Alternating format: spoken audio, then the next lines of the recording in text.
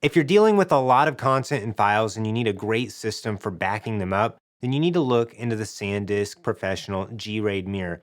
The G-RAID mirror is cool because it features two hard drives and it runs in RAID mode, which means anytime you copy files, they can be copied to both drives at the same time, just in case you have a hard drive failure. It also features an SSD slot for one of the ProBlade magazines so that you can use that for faster storage and just use your different ProBlade magazines at the same time.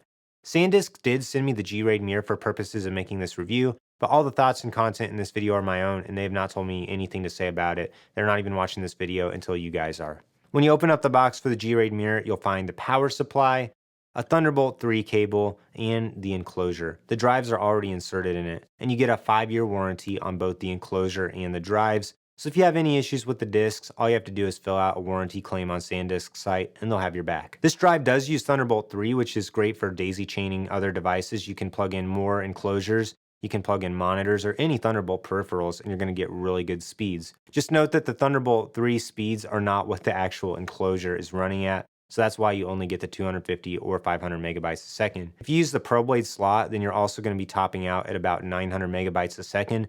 Currently, the ProBlade station is the way to get the fastest speeds out of the ProBlades, and that gives you read and write speeds of around 2600 to 3000 megabytes a second. A couple more things about the enclosure. It has a really cool, sleek design that matches all the other SanDisk Professional stuff. I love how modern it looks, and the LED on the front is not too bright, but there is a button on the back that you can use to dim or shut off the LED too. One thing I don't really like about this drive is the power button is actually located on the back, which is kind of annoying if you use it like me. I kind of keep it in a cubby, so I have to reach around the back of it and put my hand in the cubby to try and find the power switch when I don't want to use it.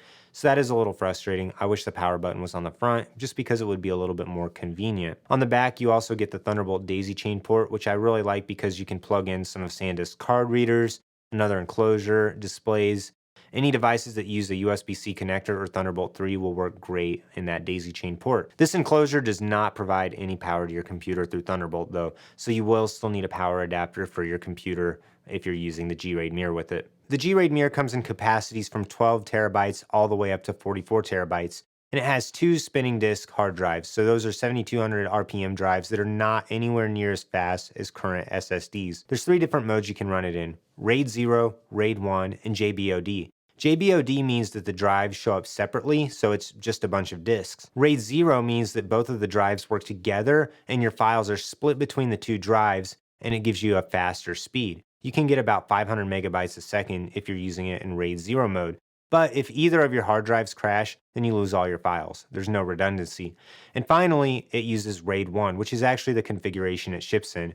RAID 1 means that anytime you put a file on this enclosure, it actually goes to both of the hard drives. If you have an issue with one hard drive or it crashes, all you have to do is put a new hard drive in and all the files are copied over to it. And you can still access all your files even if you only have one working hard drive. So RAID 1 is the way I would choose to use this because you get the best possible redundancy out of the enclosure. The biggest con to RAID 1 is if you buy the 12 terabyte enclosure, you're actually only going to get 6 terabytes of storage because it uses the two 6 terabyte drives separately. If you run it in RAID 0, you're going to be able to use the whole storage capacity of the enclosure, but you're at risk of if one drive fails, then you lose all 12 terabytes of data. With an external SSD plugged into a Mac, you're going to expect about 900 megabytes a second of read and write speed. The built-in Mac SSDs are 5000 and up on the read and write speed.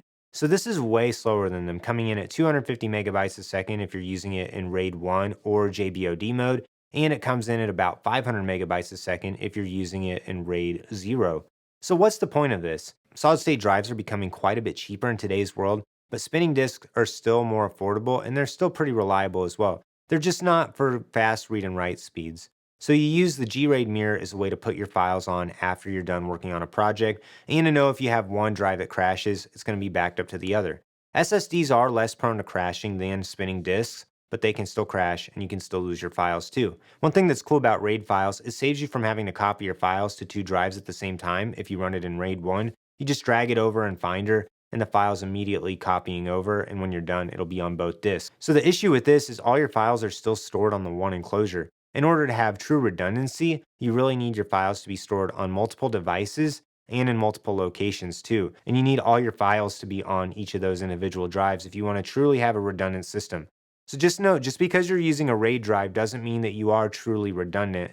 unless you have them in multiple locations. One of the really cool features on the G-RAID mirror is the built-in ProBlade slot. And I really appreciate that. I have a few ProBlades that SanDisk sent me, and it's nice to be able to put files that you're using more frequently on the ProBlade. And then when you're done with them, you can put them on the G-RAID mirror. Or you can keep them on the ProBlade magazine and the G-RAID mirror. That way you have even more redundancy. Then when you're done, you could remove the ProBlade and take it with you and leave your G-RAID mirror at your place of work. The G-RAID mirror does ship in RAID 1 for that better redundancy, but again, you're gonna get those slower speeds and you're only gonna get half of the storage of whatever size of drive you choose to buy. So they made it really easy to change the RAID mode on this drive. If you're gonna change the configuration of the enclosure, you are going to lose all your files. So just know anything on the drive is gonna be lost. It needs to be backed up to other places before you change the RAID level on the G-RAID mirror. So to change the RAID level, first eject the drive from your computer, and then you need to power it off. And then on the back, there's a couple dip switches that say RAID configuration. And here I've got a chart of what they do. The power needs to be off. I just unplug it, and then you hold down the reset pin. Put the power plug back in and hold it for 10 seconds. You'll know that the RAID level is changed when the front LED begins to blink. And then you actually need to unplug the power and plug it back in again. Then when you get on your computer, it's gonna ask you if you wanna initialize the drive. So you're gonna need to format it before you're ready to go on your computer.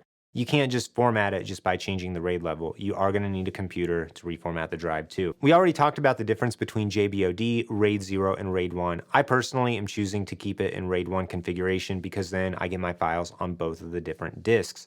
Just note that you're gonna see the slower speeds when you use that.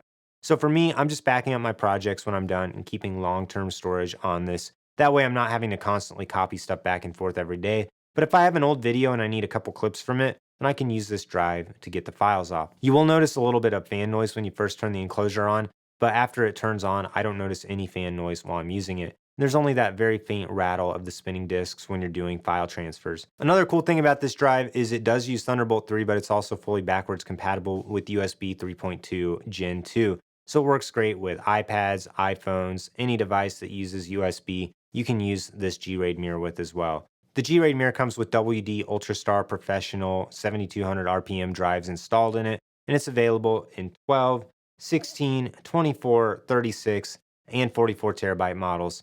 So the price is going to vary quite a bit depending on what size of configuration you choose to buy this drive in, as well as what sales are going on. And what's really interesting to me about hard drives and solid state drives is the prices are just all over the place. So it's really hard to put prices in a video like this because you just don't know what it's going to be at the time of purchase. So I did compare the price of buying this enclosure to building out a system with ProBlades and the ProBlade Station. Because the ProBlade Station and the ProBlades are going to give you much faster speeds, but they're not going to natively support RAID, and you're also going to spend quite a bit more money. So at the time of filming this, it's less than half the money to buy the G-RAID mirror 16 terabytes than it is to buy the ProBlade Station with 4 ProBlades that are all 4 terabytes. So what you really need to ask yourself when you're buying external storage is if you need something you can work off of, or if you need something that you can archive off of and that you're not going to need the faster speeds. If you just need something that can store a lot of files at a much more affordable price, the G-RAID mirror is going to be a great option for you. Just know when you're doing those transfers, they're going to be significantly slower than using either a Thunderbolt drive or just a standard SSD that uses USB-C. So I would recommend buying the G-RAID mirror if you're looking for an easy-to-use drive that supports RAID natively. You don't have to use any sort of software to configure this drive. All the RAID is handled directly on the enclosure, which is super nice not to have to use a third-party software to manage that. Buy the G-RAID mirror if you want that ProBlade slot, and if you want to have a lot of storage at a very affordable price, and if you're willing to put up with the slower file transfers. But do not buy the G-RAID mirror if you want to edit any kind of footage off of it. It's just not fast enough to edit 4K, and even 1080 footage is going to be really hard to play back on this. This should only be used for archiving your files or as just another ProBlade reader for your setup. My recommendation is buy the SanDisk Professional Pro G40 Thunderbolt SSD in the 4 terabyte configuration because that thing is so fast. It's one of the fastest external SSDs for Mac.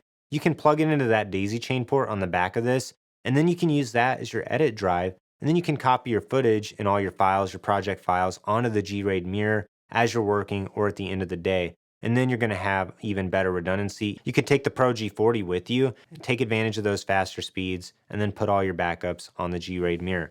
But just don't buy this to edit off of it. That's really not what it's for. It's for archive, for cheap storage. If you're interested in buying the G-RAID mirror, any of the ProBlade products, or the SanDisk Pro G40, I have links in the description below. Also, be sure to check out my reviews of the ProBlade Station, the ProBlade Transport, as well as the SanDisk Professional Pro G40.